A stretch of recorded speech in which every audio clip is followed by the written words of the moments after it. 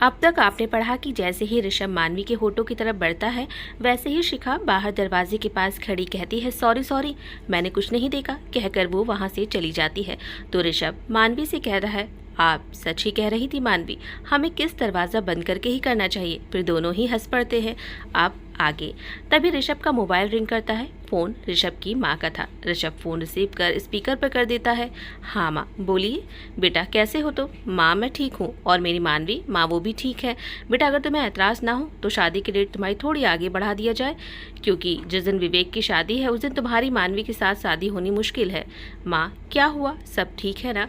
आपके मन में मानवी को लेकर कोई बात है क्या? अरे नहीं बेटा, ऐसा कुछ नहीं है, बस तेरा छोटा भाई विवान वो तो आ जाए, परिवार में सब साथ रहेंगे तो अच्छा लगेगा। मैंने विवान से बात की है, लेकिन अभी कुछ दिन से उसके एग्ज़ाम शुरू होने वाले हैं तो वो नहीं आ पाएगा, और अगर उसके बिना उसके बड़े भाई की शादी हो जाएगी तो उसे बुरा लगेगा बेटा, आखिर तुम्हारा छोटा भाई है ना।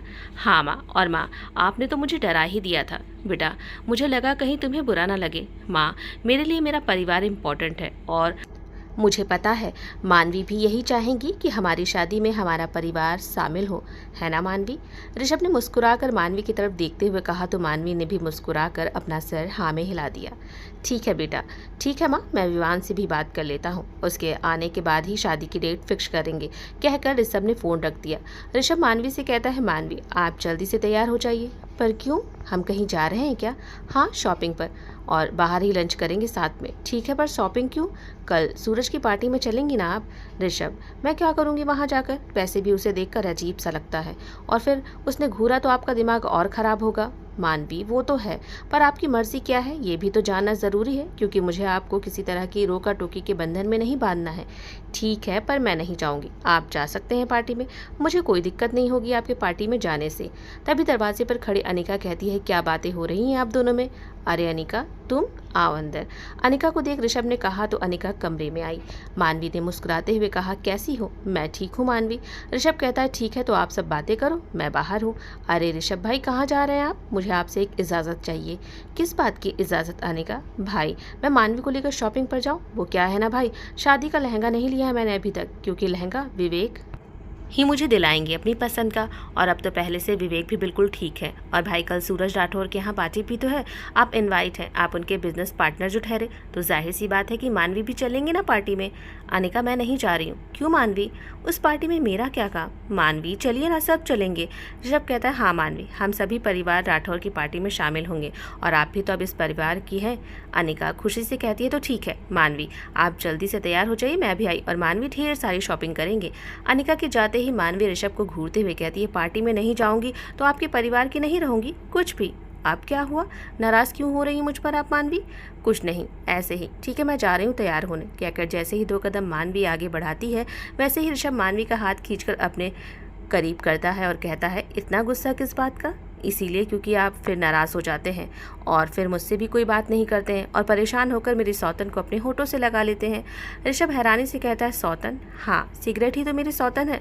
ऋषभ मुस्कुराता और मानवी के होठों पर अपने हाथ की उंगलियां फेरते हुए कहता है, अच्छा तो जब भी मैं नाराज़ हूँ तो ऐसा ही आप मुझे मना लीजिएगा, जैसे आपने मुझे आज मनाया है। अच्छा। फिर मानवी ने ऋषभ को धक्का दे दिया और हंसते हुए वहाँ से चली गई।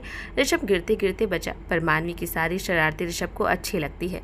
कुछ देर में सभी तैयार होकर शॉपिंग के लिए निकल जाते हैं। मॉल पहुँचते ही मानवी, शिखा और अनिका शॉपिंग करने लगे, और साथ ही विवेक, आकाश और ऋषभ भी था। शिखा और मानवी जो भी पसंद करती उनका प्राइस टैग देख कहती कुछ खास नहीं है, और इधर कुछ ही देर में अनिका की शॉपिंग हो जाती है। वो मानवी और शिखा से कहती है कि मैंने इतना कुछ ले लिया और आप दोनों हैं कि एक भी चीज़ पसंद नहीं की अब तक। मानवी बोली, समझ में ही नहीं आ रहा है कि मैं क्या लूँ, जो पसंद आ रहा है वो मेरे साइज़ का नहीं, और जो साइज़ का है वो मुझे पसंद नहीं है, मैं बाद में ले लूँगी। मानवी, ऐसे कैसे? फिर कल पार्टी में क्या पहनेंगे आप? अच्छा चलिए मानवी, इंडियन शॉप में जाते हैं। फिर अनिका, मानवी, शिखा इंडियन शॉप में आते हैं और साड़ी देखने लगते हैं। ऋषभ, विवेक, आकाश भी आते हैं। अनिका को ब्लैक कलर की साड़ी बहुत पसंद आती है। वो मानवी से कहती है, ये साड़ी देखिए मानवी, कितनी सुंदर है, आप पर बहुत सुंदर लगेगी।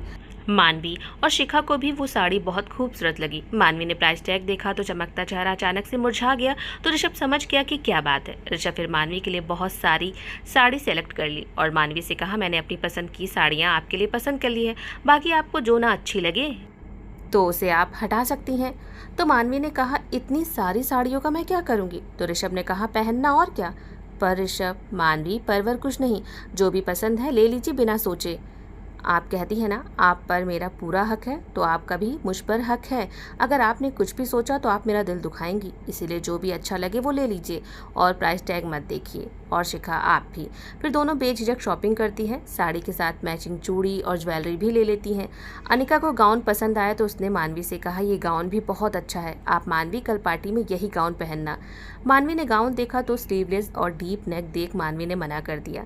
ऋषभ ने फिर वेस्टर्न कपड़े भी मानवी के लिए खुद से ही सेलेक्ट किए और वो गाउन भी ले लिया।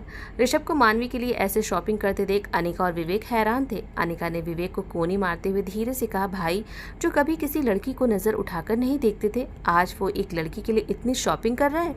भाई का ये रूप मुझे बहुत अच्छा लगा। विवेक मुस्कुराते हुए कहता है, अनिका, मानवी ने उसकी ज़िंदगी में नए रंग भर दिए हैं। मानवी की ज़रूरत के सभी सामान ऋषभ ने ले लिए थे।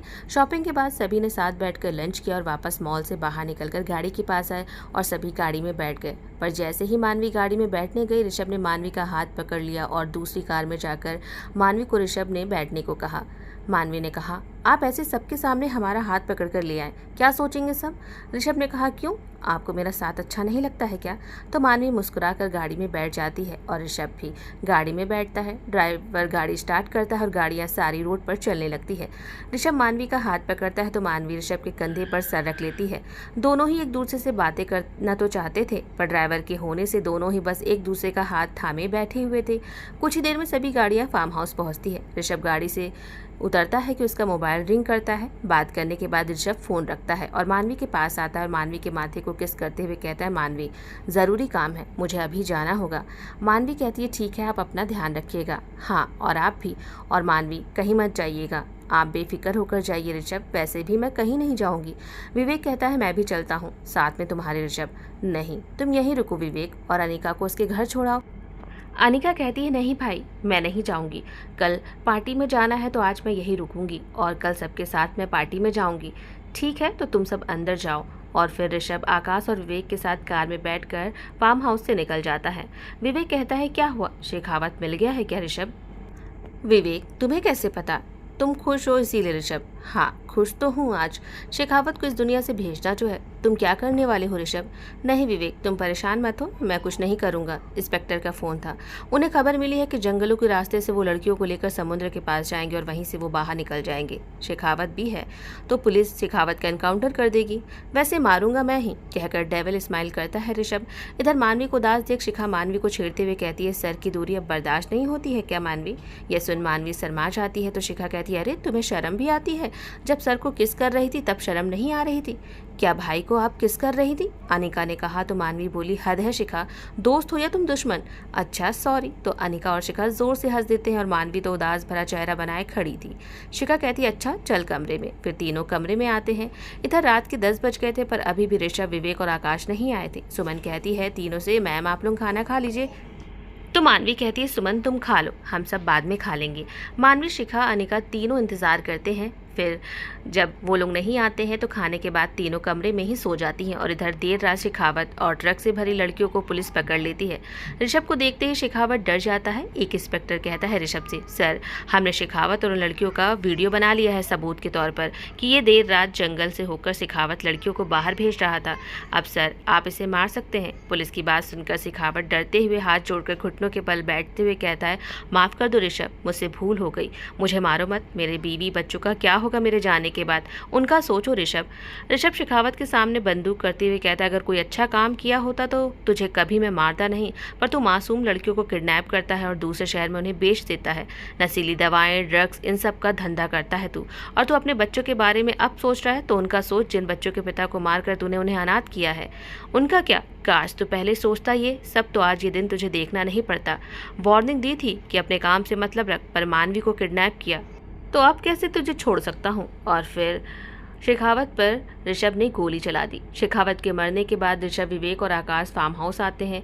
ऋषभ मानवी के कमरे के दरवाजे के पास पहुंचता है और हल्के से दरवाजा खोलकर देखता है तो तीनों सो रहे थे। ऋषभ दरवाजा बंद करता है और विवेक से कहता है, तीनों सो गई हैं।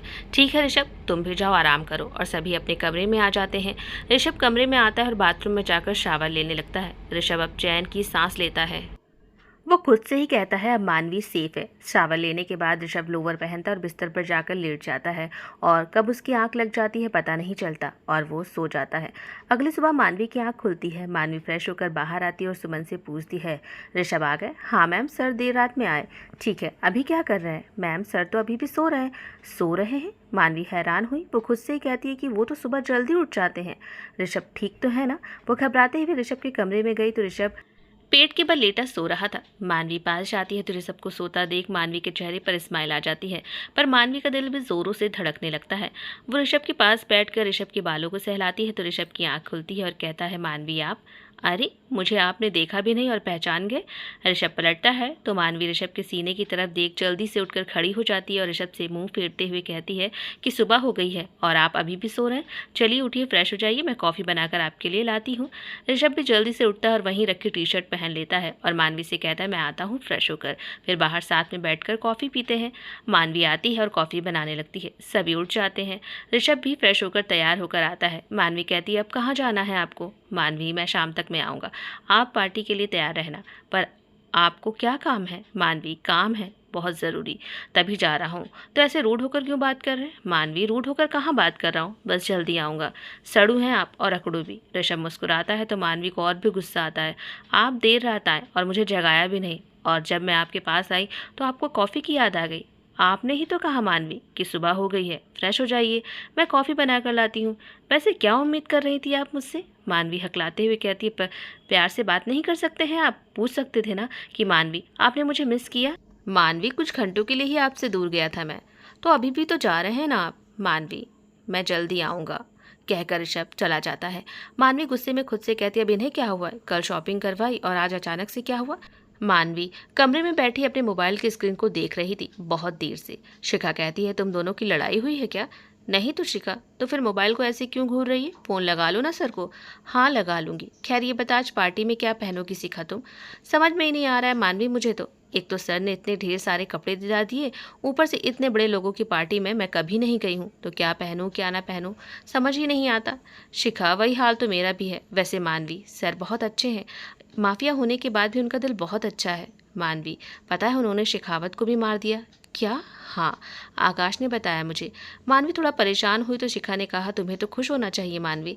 शिखा, खुश तो हूँ पर डरती भी तो हूँ, ऋषभ को खोना नहीं चाहती हूँ। अच्छा जी, इतना प्यार है तो फिर नाराज़ क्यों है सर से? नहीं शिखा, नाराज़ नहीं हूँ, बस उनसे दूर रहना अच्छा नहीं लगता है मुझे। सुबह से शाम हुई और ऋषभ अभी भी नहीं आया। मानवी ऋषभ को मिस कर रही थी। अनिका कहती है, भाई आ जाएंगे, आप तैयार तो हो जाइए। फीकी मुस्कुराहट के साथ मानवी हाँ में सिर हिलाती है और फिर मानवी तैयार होने लगती है। कुछ ही देर में मानवी तैयार हो जाती है। मानवी ने ब्लैक साड़ी पहनी हुई थी जो मॉल में उसे पसंद आई थी। मानवी ने अपने बालों को अच्छे से जूड़ा किया हुआ था, हल्की मेकअप के साथ माथे पर काली छोटी सी बिंदी, न्यूड लिपस्टिक, एक हाथ में काली चूड़ियाँ। मानवी बेहद खूबसूरत लग रही थी। शिखा अनिका ने गाउन पहना हुआ था, वो भी बहुत खूबसूरत लग रही थी। तभी ऋषभ की आवाज़ मानवी को सुनाई दी तो मानवी का दिल धक सा हुआ। वो फौरन कमरे से बाहर आई तो सामने ऋषभ को देख बहुत खुश होते हुए बोली, ऋषभ आप? ऋषभ ने मानवी की तरफ देखा तो वो देखता ही रह गया मानवी को, और मानवी भी बड़े प्यार से ऋषभ को ही देख रही थी। दोनों की आंखों में तड़प साफ दिखाई दे रही थी। दोनों को ही एक दूसरे से दूर रहना उन्हें तकलीफ देता है। वहीं बैठे आकाश और विवेक दोनों को देख अपनी नजरें नीची कर लेते हैं। विवेक खांसने का नाटक करता है तो दोनों ही एक दूसरे से अपनी नजरें हटाते हैं। मानवी हकलाते हुए कहती है, वो शिखा कहीं दिखाई नहीं दे रही है। तभी शिखा और अनिका मानवी के पीछे आकर खड़ी होती हैं और शिखा कहती है, मैं तो यहीं हूँ। और विवेक और आकाश सभी हंस देते हैं तो मानवी शर्मा कर वापस कमरे में आ जाती है और बेड पर बैठ जाती है। विवेक कहता है, ऋषभ जल्दी से तुम भी तैयार हो जाओ। और जब विवेक की भी नज़र अनिका पर पड़ती है तो वो भी प्यार भरी नज़रों से अनिका को ही देखने लगता है, और यही हाल आकाश का भी था। वो शिखा से अपनी नज़रें हटा नहीं पा रहा था। ऋषभ दोनों को देखता और मुस्कुराकर सोफे से उठता है। ऋषभ मानवी के कमरे में आता है।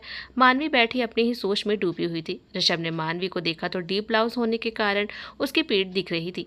ऋषभ मानवी के पास जाता है तो उसके बालों को जूड़ा खोलने की कोशिश करने लगता है तो मानवी कहती है, क्या हुआ? कुछ नहीं मानवी, आप खुले बालों में अच्छी लगती हैं। अच्छा, खुले बालों में, या फिर मैंने डीप ब्लाउज पहना है तो मेरी पीठ दिखे, ये आपको पसंद नहीं? हाँ ऐसा ही है, ठीक है मैं अपने बालों को खोल देती हूँ, कहकर मानवी बालों का जूड़ा खोलने लगी। वैसे आपने शेखावत को मार दिया, आपको कैसे पता चला मानवी? बस पता चल गया और इसीलिए आप परेशान थे? पता नहीं मानवी। ऋषभ, इतना तो मैं जानती हूँ कि आप दिल के बहुत अच्छे हैं और ज़्यादा कुछ मत सोचिए, और ठीक है आप जल्दी से तैयार हो जाइए। मानवी जी, आप तो नाराज़ थे ना मुझसे? नाराज़ नहीं, बस आपसे एक पल के लिए अब दूर नहीं रहना चाहते हैं। पर काम भी तो ज़रूरी है ना। ठीक है, अब जाइए ना, तैयार हो जाइए, कहकर मानवी शीशे के पास जाकर अपने बालों को संवारने लगी। तभी ऋषभ ने मानवी को पीछे से अपनी बाहों में भर लिया और मानवी के कंधे पर अपना चेहरा रख लिया। चेहरा रख अपने होठों से छू लिया। मानवी के तो पैर ही जम गए। मानवी की धड़कनें तेजी से धड़कने लगी। वो ऋषभ से कुछ कह ही नहीं पाई, बस शर्म से उसकी आंखें झुक गई। मानवी बार बार ऋषभ की छुअन से सहमी जा रही थी और खुद में ही सिमटी जा रही थी। ऋषभ कहता है, आज आप साड़ी में बहुत ही खूबसूरत लग रही हैं। ऋषभ ने मानवी के बाल एक साइड किए और उसके कान को अपने होठों से छू लिया। फिर धीरे धीरे कर उसके गले को अपने होठों से छू लिया। मानवी खुद को रोक न सकी और पलट कर ऋषभ के सीने से लिपट गई। ऋषभ कहता है, सुबह तो आप मुझे सड़ू बोल रही थी, अकड़ू कह रही थी आप। क्या हुआ मानवी, आप चुप क्यों हो गई? मैंने गुस्से में कहा था, और सच कहूँ तो यूं ही आपकी बाहों में मुझे रहना है। ऋषभ, एक पल के लिए भी आपको खुद से दूर जाने नहीं देना चाहती हूँ मैं। ऋषभ मानवी से कहता है, यही अदा तो मुझे आपकी बहुत पसंद है। फिर खुद से अलग करते हुए मानवी के चेहरे को अपने हाथों से थामते हुए मानवी के माथे को चूमता है तो मानवी की पलकें शर्म से झुक जाती है। ऋषभ कहता है, आप शर्माते हुए बहुत ही खूबसूरत लगती हैं मानवी। फिर मानवी के लबों की ओर बढ़ते हुए बोला ऋषभ, मानवी आप सिर्फ मेरी हैं। ऋषभ मेहता की, आप पर सिर्फ और सिर्फ मेरा हक है। कोई और आपको देखे या आपके बारे में सोचने की भी जहमत करे तो मैं उसे नहीं छोड़ूंगा, उसे जान से मैं मार दूंगा। ऋषभ को अपने लिए इतना प्रोटेक्टिव देख मानवी को अच्छा तो लगा, पर डर भी लगा और जल्दी से मानवी ने ऋषभ के मुंह पर हाथ रखते हुए कहा, ठीक है, और आप जल्दी से तैयार हो जाइए ना, बाहर सब आपका और मेरा ही तैयार होकर वेट कर रहे हैं। ऋषभ कहता है, मुझे अब कहीं नहीं जाना है मानवी, कहकर मानवी को अपने गले से लगा लिया। डील साइन की है आपने, चलिए जिद मत कीजिए मानवी, मुझे आपके पास रहना है, मुझे कहीं भी नहीं जाना है। तभी अनिका कमरे के दरवाजे के पास खड़ी कहती है, आप दोनों का रोमांस खत्म हो गया हो तो चले भाई। ऋषभ जल्दी से अनिका से अलग होता है और वहाँ से चला जाता है।